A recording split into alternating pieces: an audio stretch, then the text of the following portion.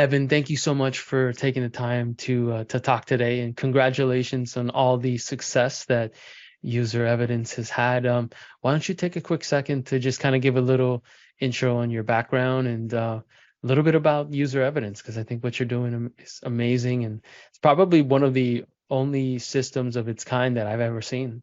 Yeah, my background is maybe a little bit non-traditional for a founder. So I graduated school in 2010 and started my career as an SDR. So I was the first salesperson at this company called Tech Validate in Berkeley in the Bay Area.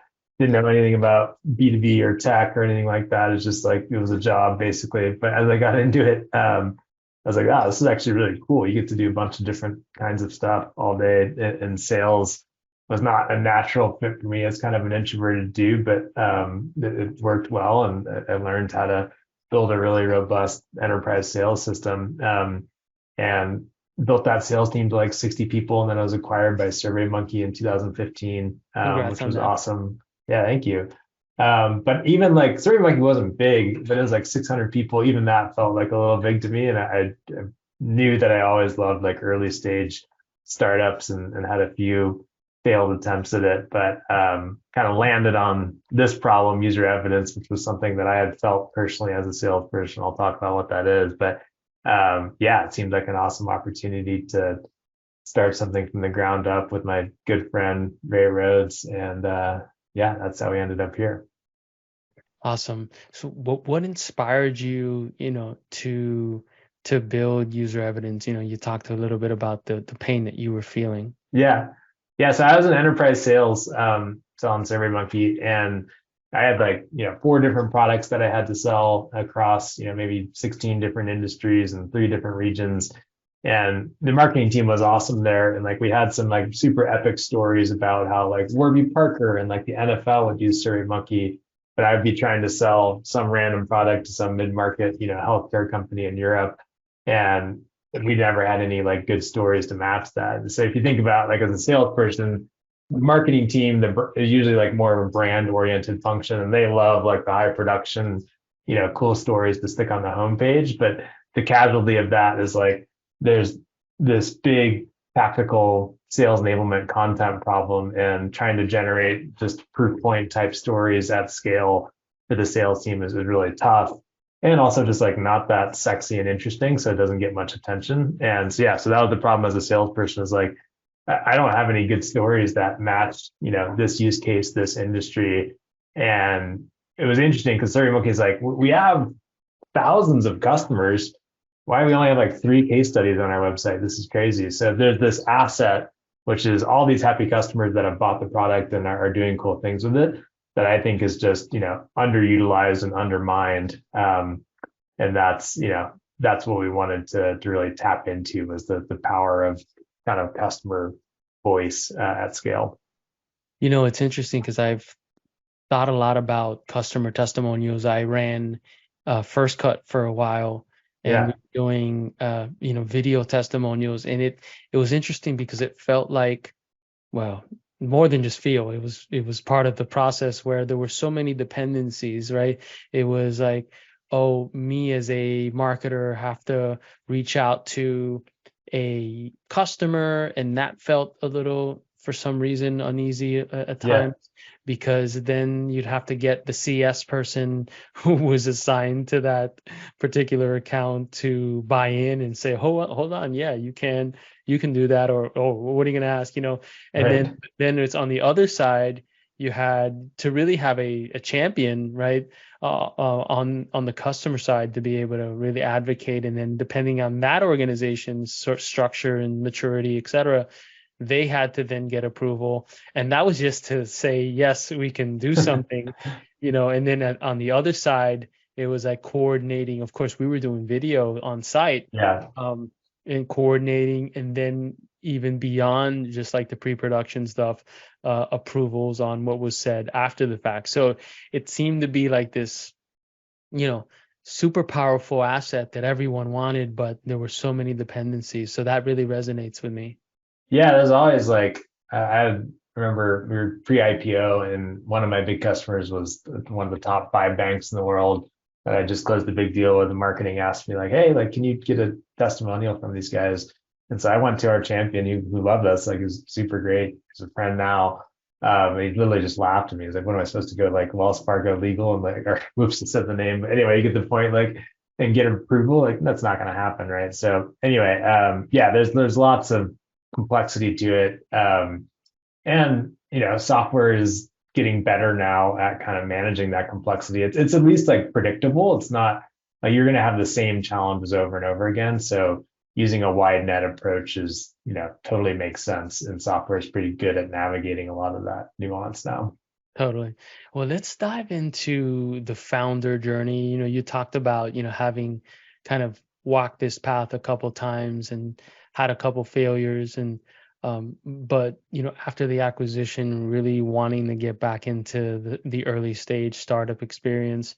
What is that founder journey like from your perspective? Now we're in 2023, and it's funny because I've asked that question over the last 10 years, hundreds of times. And Yeah. Gosh, man, it's there's good and bad things about starting a company nowadays. Like, the barriers to starting a company have been significantly reduced. So anyone, can spin up both a product, website, whatever you need to go start a company.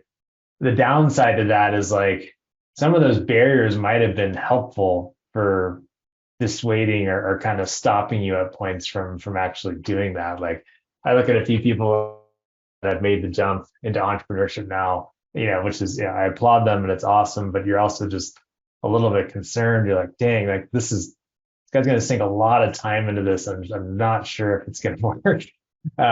And so, yeah, it makes me a little bit nervous, but again, it's also cool to see, anyone from anywhere in the world being able to spin up companies on the fly. My journey personally, I think as most founders, probably, non-linear. Yeah, I tried a few things that didn't work. I think even with this company, UserEvidence, like I was never like, all right, we're doing a company, like let's go. It was an iterative process where I just kept making incremental progress on it until I felt comfortable to make the jump. It's like, all right, I'll make a deck and show it to some people. That got good feedback. I was like, all right, I'll download Figma and make a clickable prototype so I can show that. All right, that got good feedback. Cool. Like, all right, cool. Now let's like maybe we'll go try to raise like a small friends and family round. Like, all right, I've got a couple investors interested. Cool. Like, let's actually go down that path. So I think yeah, there wasn't like we weren't all in at all from day one. It was just like let's keep trying some stuff, getting some feedback, and if we get more positive feedback, whatever the next step is. what tips would you give founders around, finding product market fit? You touched on a couple of things just because like me personally, I've been launching startups as a, founder. And it's funny because I list out how many I've tried over the years, and it's like almost 20. And Yeah, it just, and people are like, I remember, like saying that a couple of times and people looking at me like, what? How could it be so many? I was like, yeah, like I just, they don't work out pretty quickly, a lot of the time. And, and if they do, I've had a couple that have dragged out, a couple years. To your point, there's no like guarantee, right? So like, how do you sort of like shift the mentality, your personal mentality? For me personally, now I'm doing one again, which seems interesting now in my 40s. I'm just given how many I've tried, and I'm just like, you know what, I had to change my perspective and be like, there's this journey, it's a journey, and to your point, taking it step by step and not getting super grandiose. And I think it's, not to get too philosophical, which I tend to enjoy, but yeah, there's this like, detachment of ego that I that's have to big. do a lot, because I mean it could just be, outside of the X's and O's and the challenges and the sort of emotional roller coaster that can instill, the just all the ego stuff, right? And so, I think that's really important in terms of like another thing you said, which was like the barrier to entry being pretty low for people to join the market. Yeah, when I or enter a market or just enter entrepreneurship in general, I remember when I first launched my first startup, 2005, which is now, whatever years ago, Right. as a founder, like I was the only person in my peer group that I knew that knew anything about this world. Yeah. And it was mostly maybe because I wasn't in the Bay Area. I ended up going to the Bay Area to pursue it Right. after. But now it's so different. And I remember thinking to myself after the Facebook movie came out, it just became a cool thing, right? Because it Yeah, kind of totally. became mainstream, and I remember that. But anyways, thanks for sharing that. Yeah, in terms of like product market fit, I mean, it's a challenge, what we just spoke to, because I think you also have more options. You have global competitors, right? You have competitors sitting in somewhere in an international market somewhere. I remember working with a developer on a project, recently, well, maybe last year or so, and he was in Bangladesh in a small Right. town that had barely had internet, and it was like Yeah. he was launching products, right? And I love it. and not to say that, that he was crushing it, but he was still a competitor in a Yeah. market, right? So, from your perspective, like, you know, product market fit, any sort of tips that you would give founders around starting on that process? Yeah, and this applies, most of my experience is obviously like enterprise B2B, but I think the biggest thing there is that, like you were talking about earlier, is that you get this kind of personal ego attachment to your product as a founder. And then like usually the first place you go out to feedback is like, people like you and me, like fellow founder buddies, and no one's going to want to at that stage, like, crush your dream or anything like that. So inevitably, regardless of how good your product is, you're going to get the, oh, this is super cool. Yeah, totally. Like, we'll definitely use this. Yeah. Versus, which is, not helpful at all for helping you figure out, if you actually have something that people would pay for. So I think as early as possible, trying to get, you know, your core ideal customer profile to tell you, like, would they pay for it, and then actually getting like commitments on that. All right, so if get a pre-commitment or whatever, if we build this thing, would you pay $10,000 for it? And if you're struggling with that, like, I think you're going to struggle with product market fit, right? So again, that, low barriers to entry is good in some ways, but if you can create, kind of bring that forward, like you've had a bunch of stuff that doesn't work, at least some of that you probably found out early, which is much better than spending a bunch of time finding out later, right? So bringing those tough challenges forward and asking for money early, at least in a B2B context, I think is pretty critical. Like we had, 20, 30K commitments before our product was live, just based on me selling the Figma clickable prototype, right? And so I think that's really important. Awesome. Well, speaking of sales, 2023 has been a pretty interesting, sort of year so far. I mean, 2022 kind of feels like the shit hit the fan a lot. Yeah, Like, totally. what reality is versus what you see on LinkedIn and in the news. Of course there's some overlap there. I tend to feel like, it was a bit terrifying staring at your LinkedIn feed the last 2 years, right? But from your perspective, what has sales been like given this macro environment, and any tips that maybe work for you? And maybe this is not just getting deals done, but like, keeping it together, because, I mean, Yeah. it was rough. Like everybody you talked to in the industry was, no matter what role they were in, was like really kind of freaking out a bit.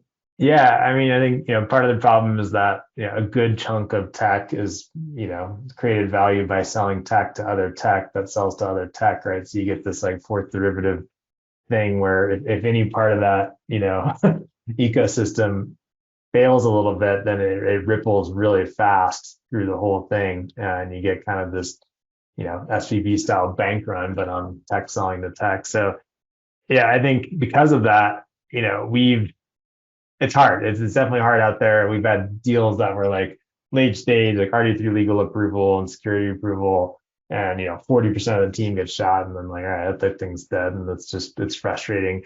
Um, for us, we've leaned into like, we've changed the value narrative a little bit to, from like make more money to save costs, and like let's try to reduce some existing costs that are already out there. So I think like my theory is that we'll see like, and we already are seeing this, but like a pretty strong appetite for consolidation of tech stacks. Like 3 or 4 years ago, like people were totally down to have like a ton of like single purpose tools, and each of those tools were the best at their little narrow purpose. And in theory, they all kind of integrate together and that works. But I think you saw like an increased complexity around they don't actually integrate as well as we think they do. And managing that many tools is just expensive and time consuming. So you're going to see this transition to, I think, platforms that do a lot more for more people in a company, which is why I think, you see HubSpot doing really well because it covers, calendaring and invoicing and marketing automation and CRM all under one roof rather than buying Salesforce plus 6 other tools. So we lean into that, not that strategy works for everyone, but I think people that sell successfully in this environment are going to be replacing existing spend and saving costs for people, in addition to providing whatever value they do and simplifying a tech stack. And I think you'll see more platforms that do a lot of different stuff as opposed to just, single purpose tools that pop up. Awesome. So really kind of shifting the narrative or the value proposition a bit to time, say cost savings and sort of things that maybe will speak to the reality of what CFOs and organizations are dealing with right now. Yeah, totally. Like before we would go in and say, hey, like you're going to spend 40K on this category that doesn't even exist and you've never heard of user evidence, and yeah, go pitch that. And like sometimes that would work, sometimes it's not. Versus now it's like, all right, here's this really cool functionality. It's 40K, but guess what? We're going to replace a 100K subscription that you have with Medallia or Qualtrics or something. And in the meantime, also provide a ton of additional functionality beyond that. That's a much easier argument. It's like, all right, cool. Yeah, that we can do. So yeah, finding opportunities. That's like if I was starting a company right now, I would be, talking about product market fit. One easy way to find product market fit is just to do something that has already found product marketing fit. Like I think there's a ton of maybe 8 to 15-year-old, kind of go-to-market oriented SaaS companies that are getting a little bit long in the tooth and are unguarded and are just over bloated and slow. I would just create newer, modernized versions of that with a bunch of AI in it. And I think you'd have a lot better chance of success because you already know product market fits there. You just have to outmaneuver and execute a slow company, which is, practical. Totally. I think there's this like romanticism around creating a new category, right? And changing the world. I mean, how many times? Yeah. I mean, I used to buy into that. I was like, changing the world? How? I don't know. I mean, there's been companies that have done that, and there's been both sides of the spectrum in terms of positive or negative. I mean, you look at like, not to go on a tangent too much, but like what social media has done for society, right? Certainly a lot of really positive, but there's also it changed it, all right, that's for sure. Right, 100%, right? Whether that's good or bad, who knows? But yeah, I think especially like in our world, like no one's gonna change the world and fucking go to market tech. Like, yeah, you're gonna make some CSM like 10% more effective. Cool, like all for that. We're in the same boat, by the way. I'm not saying like user evidence squarely in the second derivative productivity stuff, not really making the world a better place, but at least giving people jobs and stuff, which is totally fine. After that, if we're going to go change the world, it needs to be on topics that actually matter: climate change, hunger, whatever. And software and AI does totally have the potential to disrupt all that stuff. That then people can say they're changing the world, but totally. It's totally fine. You don't have to. Like, it's totally cool to build a good company in GTM tech where a bunch of hire 40 BDRs from different backgrounds that eventually grow their careers and become head of sales. Like you're doing good work, and that's what we're doing. I feel good about that part, but I have no illusions that we're like saving the world or anything like that. Totally. I would argue that creating a company that is able to make people happy, right? Like, so you don't have to create some innovative tech, but like creating a culture that makes people happy and healthy and supports people, especially during difficult times on macro, like that I think is is a form of helping create a better world, right? Absolutely, yeah. And yeah, employee side and the team side for sure. And I think that that is great, and people should lean into that. I think one thing I'm stoked about here in the town that I live in, Jackson Hole, Wyoming, which is like kind of like a fancy ski town, but there's, all the rich billionaires will fly in on their jets, and then there's like just normal people. But the normal people, it's like really tough to live here and like find housing and stuff. And so Mm. like, people, they'll lose their house, like their rental, and then they're just gone. And so giving people, traditionally those people are working like ski bum jobs doing, retail and servers, which doesn't support, they can't live here anymore on that salary. So trying to hire as many people as we can here that and pay them decent tax salaries so they can actually stay, is a cool thing for us. So yeah, I think being realistic with the impact that you can make, is another just kind of like in that broader category for founders of like just have a realistic image of your company and what it's trying to do, and that's a lot better than trying to chase this like crazy vision. Not to say that you can't do that, but just like a little bit of healthy realism is good. Absolutely. Well, let's talk a little bit about customer marketing, just because, it feels like, every customer marketing organization should be using user evidence, right? And then of course it really depends on the organization. It may be that product marketing also is owning that, sort of customer testimonials or case studies and those sort of things. I've sort of heard it kind of navigate the organization in terms of who owns it. From your perspective, like, what is customer marketing, and what's led to its growth as a function? Because I've seen it sort of continue to pop up more and more.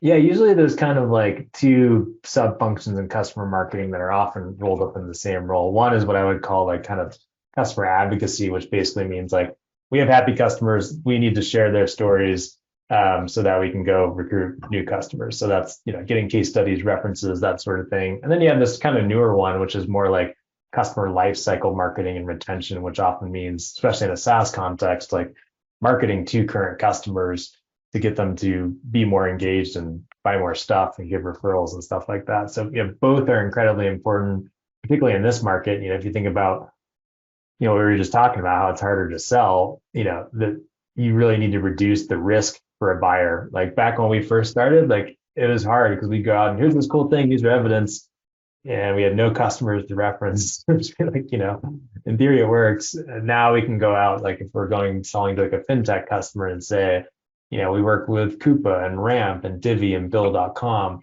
and here are their stories and here's what they say. That reduces risk a lot for a buyer, which matters a ton in this environment. Then when they pitch their CFO, it's like, all right, yes, this is net new spend, but like everyone else in our space is doing this. So that's why I think you've seen it grown. And then retention, having just raised a round recently, retention's a key part of that pitch deck. If you're not north of 100, you're in tough spot. And so putting a distinct focused effort on engaging, not just from CSM, but from marketing, actually engaging customers and, getting them to be using the tool and in interesting ways, and then buying more and adding more seats or whatever it is to do that positive net retention. That's another reason why I think it's grown, is because that's a critical piece of the puzzle today. Awesome. Well, thank you so much. I know we're coming up on time here, and very much appreciate your time and your just transparency around how you feel about all these topics. If you were to think about sales and marketing alignment, like as long as I've been in tech, right, or in business, I've heard this issue, and it seems to continue to come up. And from your perspective, what continues to sort of influence or cause poor sales and marketing alignment, and anything that you've seen that we could do to help improve this? Yeah, I think it comes down to trust. I think marketing, maybe doesn't trust salespeople to get the message across right, or to have the presentation look quite right, or whatever. And then from a sales perspective, like marketing always gives us a good start, but like sales people are super creative, and they want to create presentations that are relevant to in the deal that they're doing. And marketing is not going to have that down level detail of particular deals. So I think, the trend that I do like is like this kind of new suite of tools and just ethos where it's like marketing will give you a starting point and some constraints and all the brand and assets that you need, but sales gets distilled from within that kind of predefined set of constraints, create their own templates and presentations. So like with digital sales rooms and even like things like Canva and Figma, where you can, normal salespeople can create really good looking stuff that's on brand, but they're still driving the creation of it. That's a really promising trend where I think if you let salespeople be creative, they will come up with cool stuff. Yeah, they're mavericks and want to get deals done. Well, Evan, thank you so much for taking the time to chat today. If folks wanted to connect with you, learn more about UserEvidence, or maybe just pick your brain, maybe there are folks in Wyoming who want to maybe look at new No, roles. there's nobody in Wyoming. There's like 8,000 of us total here, but but yeah, hit me up. LinkedIn's probably the best way. I'm Evan Huck at UserEvidence, so you'll find me.